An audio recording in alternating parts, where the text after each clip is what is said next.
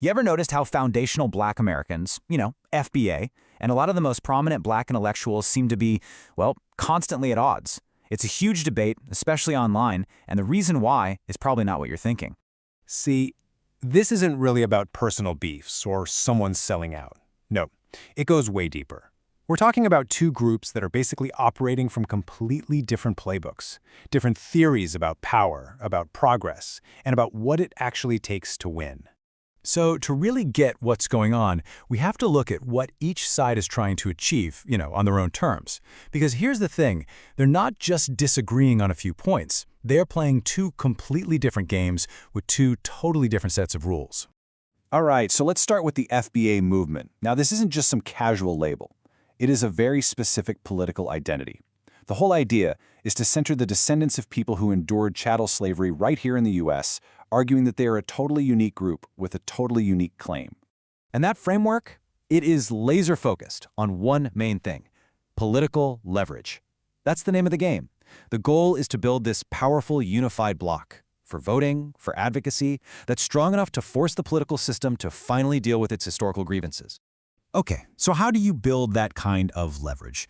Well, it really comes down to a super clear three-step argument. First, your lineage as a descendant of U.S. slavery is the most important political distinction. Second, that specific history is the main reason for the inequalities we see today. And third, because of that, the only real justice is specific redress. Think reparations, targeted directly at that group. It's a logical chain.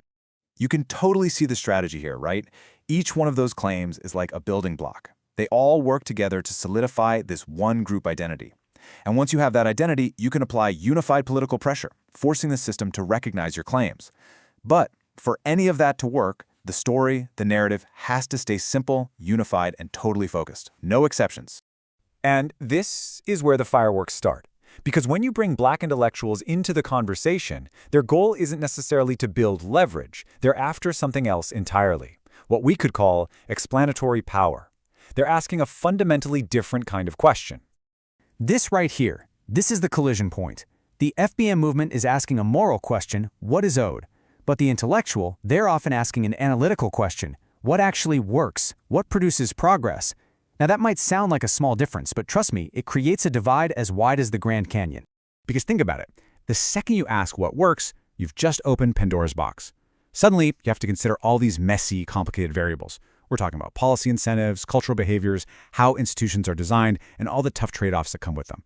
And every single one of those factors, well, it complicates and potentially even weakens that clean, straightforward grievance narrative. And a perfect, maybe the most famous and controversial example of this is Thomas Sowell. His whole argument at its core is that, yeah, racism is real, of course it exists, but it's not the primary engine driving outcomes today. He points to other things he believes are just way more powerful. Okay, so remember that FBA narrative? It relies on this really powerful, unbroken chain of cause and effect. Slavery led to racism, and that racism is the direct explanation for the problems we see today.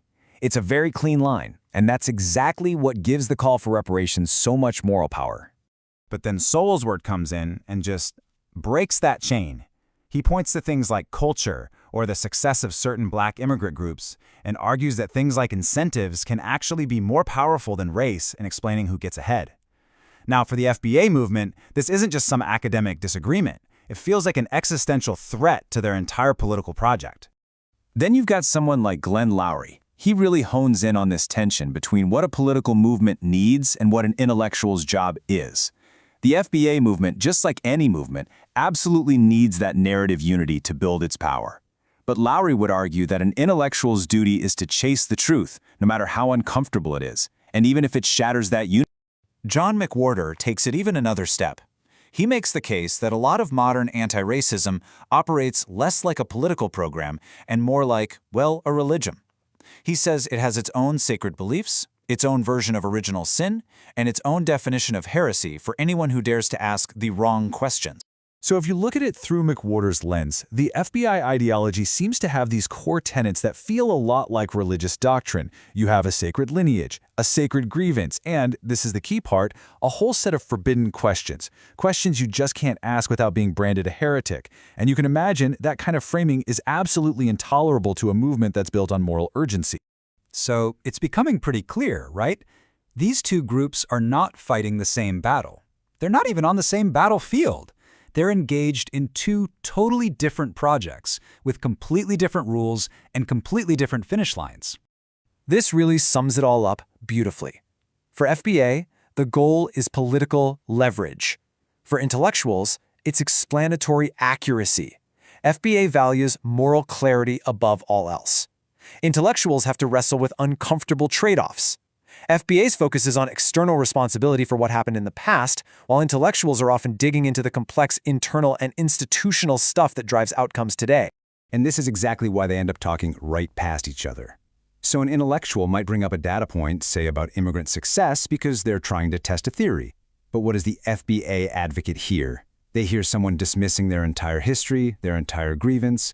It's like they're not even hearing the same sentence. So what's the big takeaway here? The crucial point is that this conflict isn't about good guys versus bad guys. It's not about who's a traitor or who is truly black. The real root of the problem is a fundamental role conflict.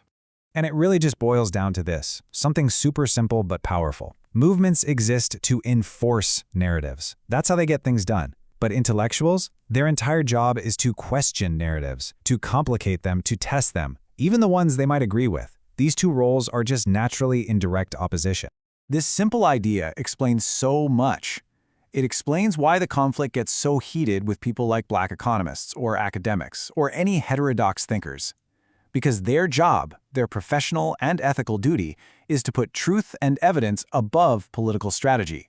And by doing that, they become, by definition, a potential threat to a movement that needs that narrative unity to survive. So, to wrap this all up, why the clash? It all comes back to the question they're asking at the very start. What is owed and what actually works? They might sound like they're in the same ballpark, but they send you down two completely different roads.